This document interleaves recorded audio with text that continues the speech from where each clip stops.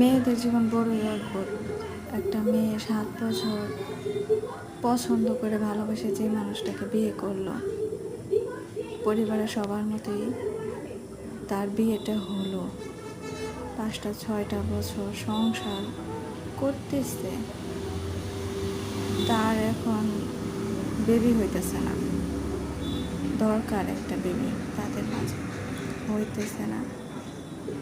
Baby না হওয়ার কারণে হয়তো তাদের সম্পর্কটাও আর থাকবে না। তাদের এত বছরের ভালোবাসা কি এর মধ্যেই শেষ?